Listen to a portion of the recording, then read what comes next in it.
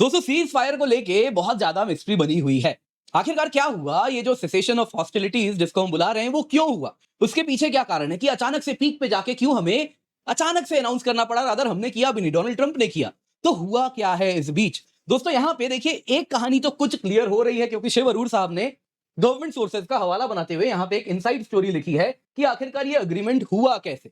लेकिन सवाल यहां पूछा जा रहा है, इस कहानी को भी पढ़े तो इसमें कुछ मिसिंग पीसेज हैं जो डायरेक्टली वो जंप कर रहे हैं। कुछ ऐसा हुआ, पाकिस्तान अलार्म हो गया।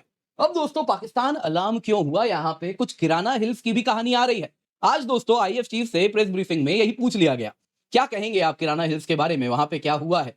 तो उन्होंने जिस प्रकार से जवाब दिया आप स्वयं वीडियो में देखिएगा, काफी इंटरेस्टिंग है। वो काफी कुछ अपने आप में बिना कहे भी कह रहे हैं। तो यहाँ पे दोस्तों मीडिया में बहुत चर्चा हुई है कि आखिरकार किराना हिल्स में हुआ क्या, क्यों वहां पे अचानक से रेडिएशन सेंस करने वाले प्लेन्स अपेरेंटली उड़ रहे हैं।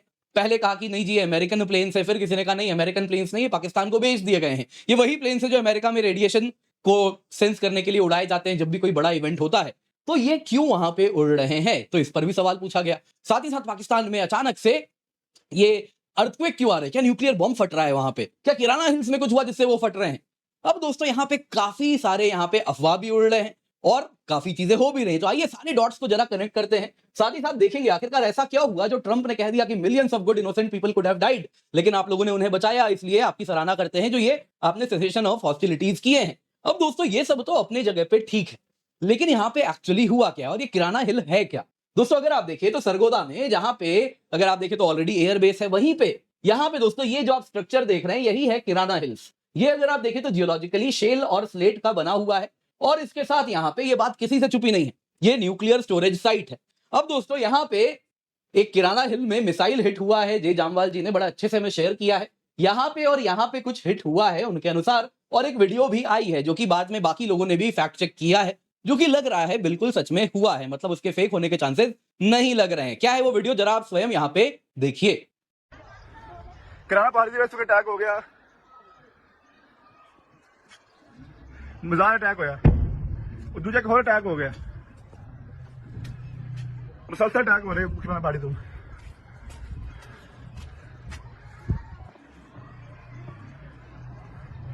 किराना पार्टी के सामने एक छोटी सी आर्मी छोटी उसे अटैक होया, मजार अटैक। सामने लाइन देख रहे हो, मजार दी है।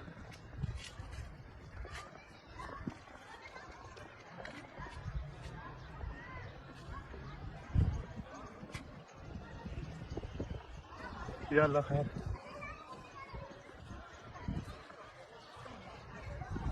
दो अटैक हो गए, दो मिसाइल फायर हुए अभी।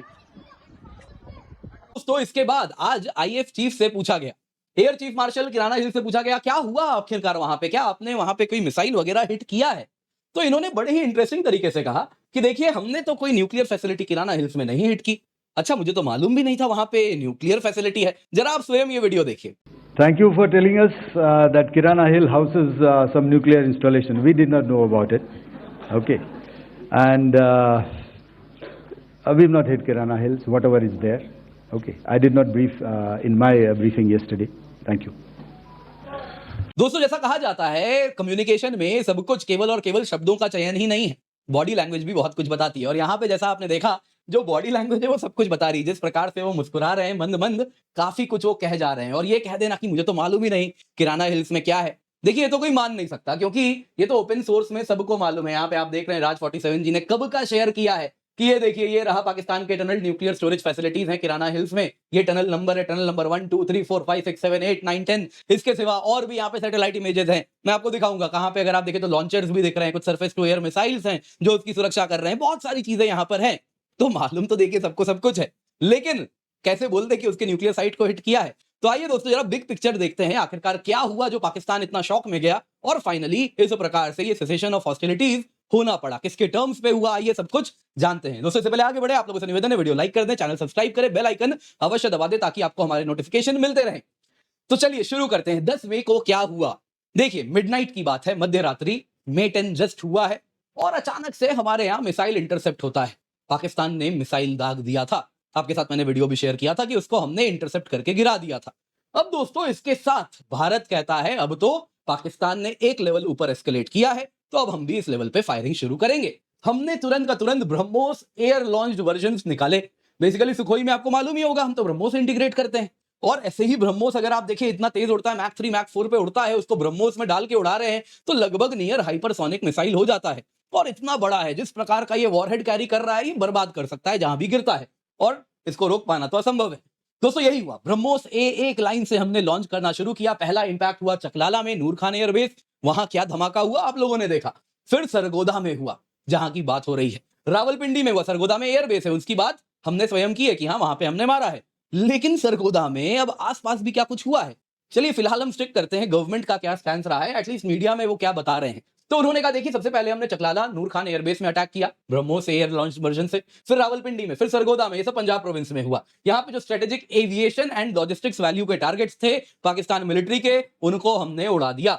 फिर क्या हुआ दोस्तों, हमने और जगह पे भी स्ट्राइक किया, जकोबाबाद में, भोलारी में, स्कार्डू में। अब दोस्तों ये सब का न्यूज शाम तक आया कंफर्मेशन के साथ कि क्या वहां पर हुआ है। तो वहां पे open source intelligence, human intelligence, सबसे हमने इंफॉर्मेशन गैदर किया और फिर डैमेज असेसमेंट हमने किया। तो यहां तक तो दोस्तों ये कहानी हुई थी 10 मई को। अब क्या हुआ इस बीच जरा जानिए। अब दोस्तों यहाँ पे एनडीटीवी में जो शिव अरूर साहब काम कर रहे हैं, उन्होंने जो आर्टिकल लिखा है इसमें न्यूज में गैप है। अचानक से वो कहते हैं इन स्ट्राइक्स के बाद अचानक से भारतीय इंटेलिजेंसीज ये लोकेट कर, ये आइडेंटिफाई करने लगती हैं कि पाकिस्तान के डिफेंस नेटवर्क से बड़े अलर्ट वाले मैसेजेस आ रहे हैं।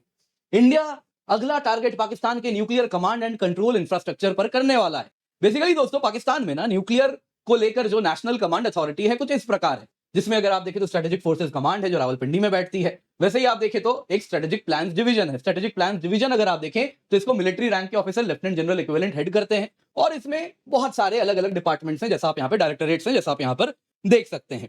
अब दोस्तों इन सब में हलचल हो गई कि हमारा नंबर जल्दी आएगा, जितने भी न्यूक्लियर इंस्टॉलेशंस हैं उन सब पे भारत जल्दी स्ट्राइक करने वाला है।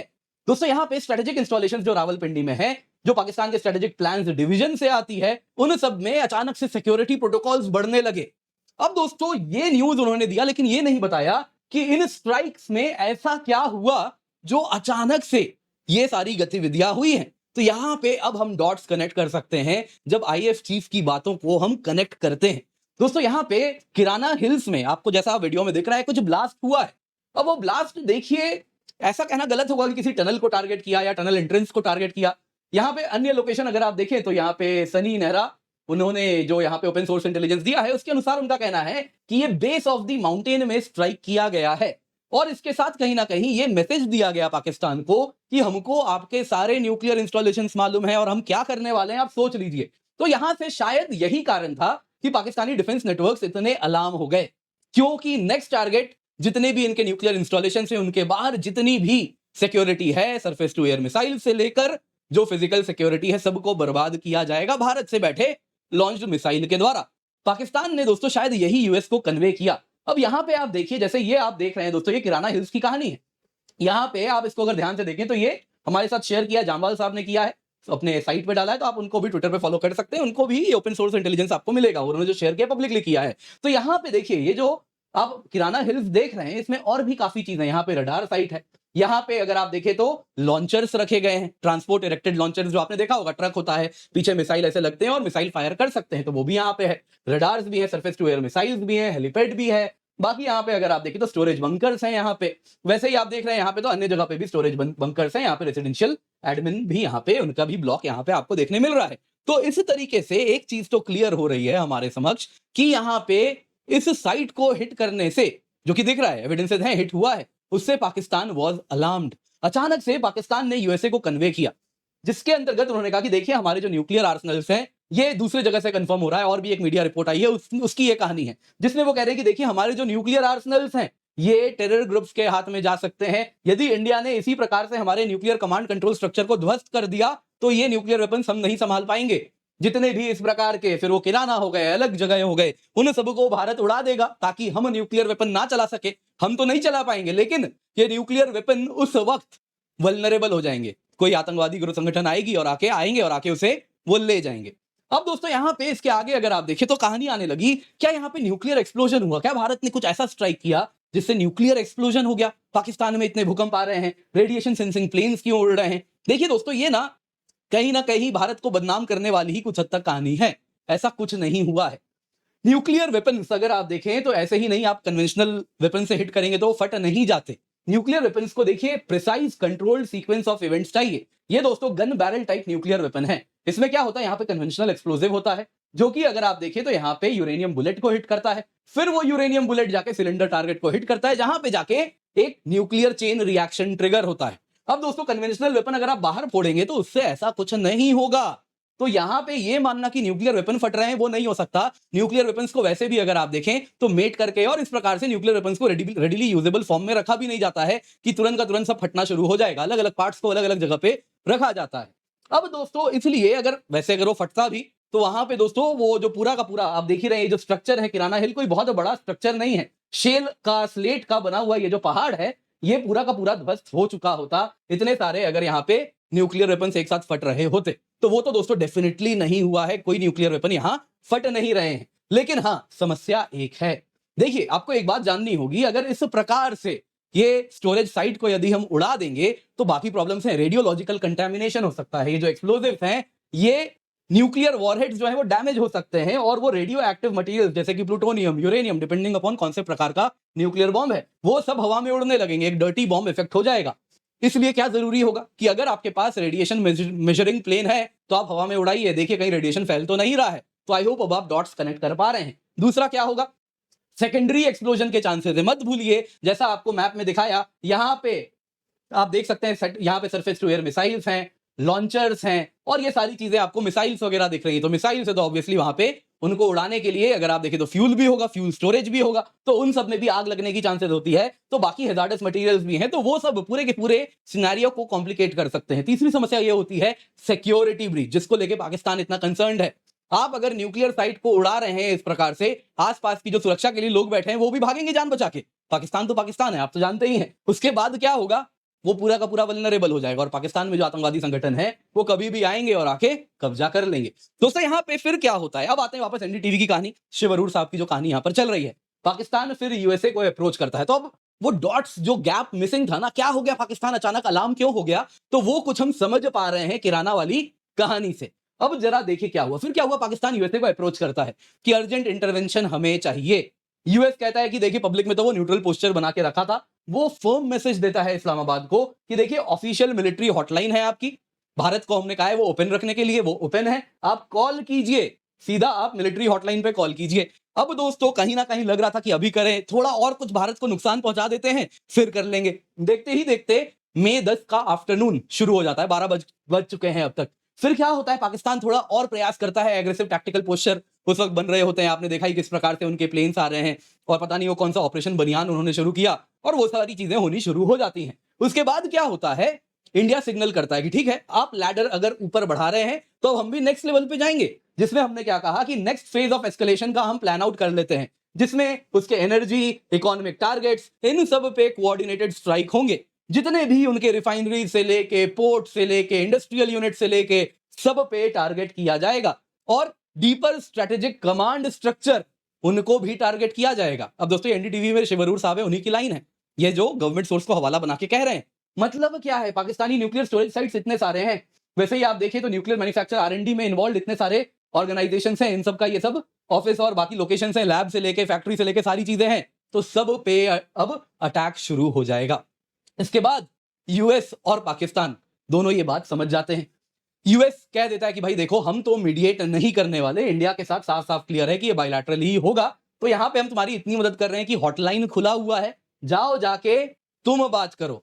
थोड़ा पाकिस्तान कहता है नहीं आप यूएस पे दबाव बनाइए, वो कहता है सवाल ही नहीं उठता, you have to go and beg, जाइए जाके मांगिए। यूएस ने दोस्तों प्रैक्टिकली ऑर्डर किया यहां पे कि पाकिस्तानी साइड को डायरेक्टली कॉल करना होगा और फिर पाकिस्तान के मेजर जनरल काशिफ अब्दुल्ला जो पाकिस्तान के डीजीएमओ थे वो पैनिक करना शुरू करते हैं कि अब तो बड़ा अटैक होने वाला है, ऑलरेडी भी हम लोग एक्सपोज हो चुके हैं कि वो कितने वल्नरेबल हैं। और उसके बाद तुरंत इंडियन काउंटर पार्ट को कॉल करते हैं, लेफ्टिनेंट जनरल राजीव घाई जी को, जिसमें आपको मालूम ही है टाइमिंग ऑफ द कॉल 3:35 पे होता है दिन में, और ये कंफर्म भी किया है फॉरेन सेक्रेटरी विक्रम मिस्री साहब ने प्रेस ब्रीफिंग में, जिसमें हमने साफ साफ कहा कि हमें कॉल आया और हमने कहा कि देखिए उसमें क्लियरली कहा, ये मत सोचिएगा कि ये जो सेसेशन ऑफ हॉस्टिलिटीज हो रही हैं इसका मतलब है इंडस वाटर ट्रीटी और वो सब रिज्यूम हो रहा है, वो सब नहीं, वो सस्पेंड हो चुका है, वो आप भूल जाइए, वो अनअफेक्टेड रहने वाला है।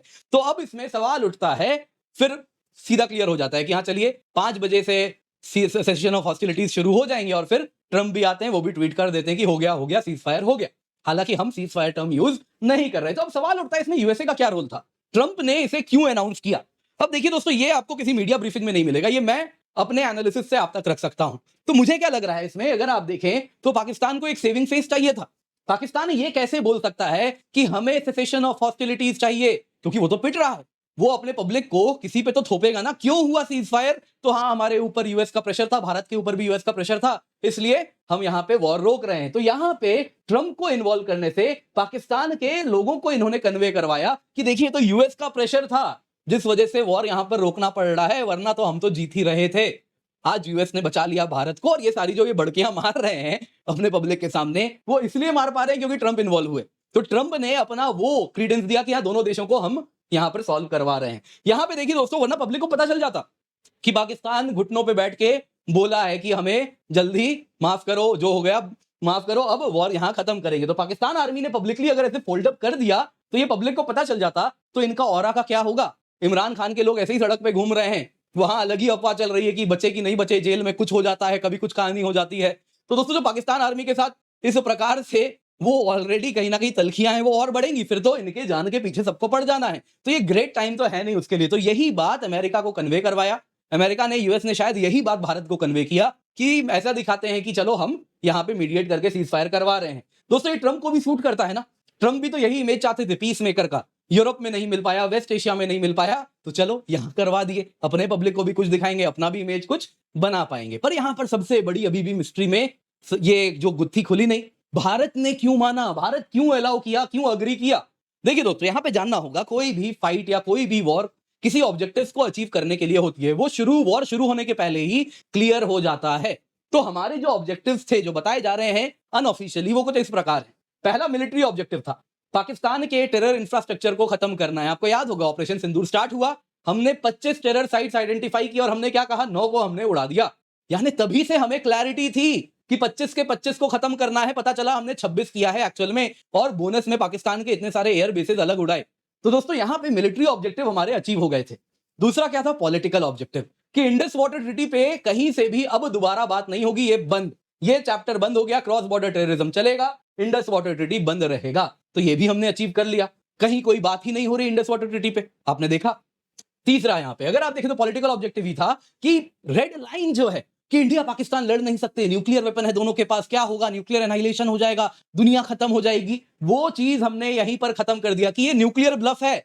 आज भी हमको केवल और केवल 10 से 12 घंटे चाहिए पाकिस्तान को बर्बाद करने के लिए। 10 से 12 घंटे में उस न्यूक्लियर नेशन को with such a big army, air force, navy, ये कोई हमास नहीं है, ये कोई फिलिस्तीन नहीं है, ये कोई as a matter of fact Iran भी नहीं है। अगर आप देखें तो पाकिस्तान अपने आप को एक मेजर पावर समझता है, दुनिया भी उसको उसी श्रेणी में रखती है। तो उसको हमने जिस प्रकार का सबक सिखाया, शायद किसी और देश ने इस प्रकार से इतने कम समय में नहीं सिखाया है। शायद रशिया भी यूक्रेन के ऊपर इस प्रकार का ऑब्लिटरेशन इतने कम समय में कर ही नहीं पाया। आपने देखा किस प्रकार से वहां से जवाब आ रहा था। तो ये हमने अचीव कर लिया कि ये वॉर में अब ये हमने स्थापित कर दिया साइकोलॉजिकली कि हम पाकिस्तान डिफेंस फोर्सेस और हमारे बीच में जमीन आसमान का अंतर है। बहुत ही ज्यादा एक एसिमेट्री आ चुकी है, हम बहुत बड़े पावर हो गए हैं, वो आज भी बहुत पीछे छूट गए हैं, उनका कोई मुकाबला नहीं है, घर में घुस के उनको पनिश कर सकते हैं। तो ये साइकोलॉजिकल ऑब्जेक्टिव भी हमने अचीव कर लिया, और साथ ही साथ ये भी क्लियर कर दिया, दोबारा ऐसा करोगे तो मिसाइल्स चलने वाले हैं।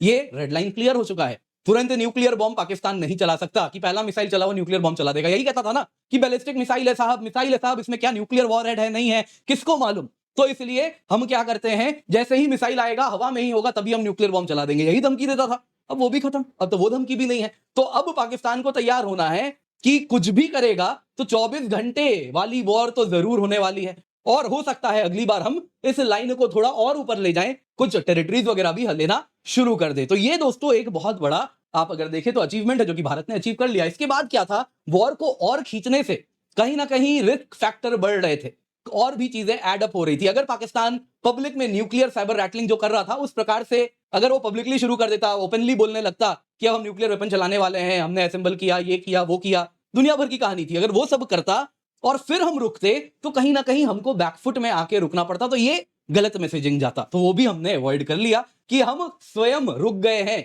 तुम्हारे कहने पे नहीं रुके हैं, तुम्हारे डरने से भी नहीं रुके हैं, तुम्हारे न्यूक्लियर ब्लफ को कॉल करने के बाद रुके हैं। तो ये बहुत बड़ा अचीवमेंट मेरे हिसाब से है। लेकिन दोस्तों अभी भी बहुत सारी चीजें हैं जिन पे सवाल बना हुआ है, तो और एक वीडियो आपके लिए मैं बनाऊंगा, क्यों यूएस चाहता है पाकिस्तान सर्वाइव करे। आखिरकार इंफॉर्मेशन वॉरफेयर का आज युग है, तो पूरी वर्ल्ड मीडिया ऐसा क्यों थी कि पाकिस्तान के ट्रैशी स्टोरीज को बाई कर रही थी बिना कंफर्म किए। एक क्लियर बायस दिख रहा था, तो वो क्यों हो रहा था वो भी जानेंगे। और दुनिया अपसेट है भारत के इस विक्ट्री से।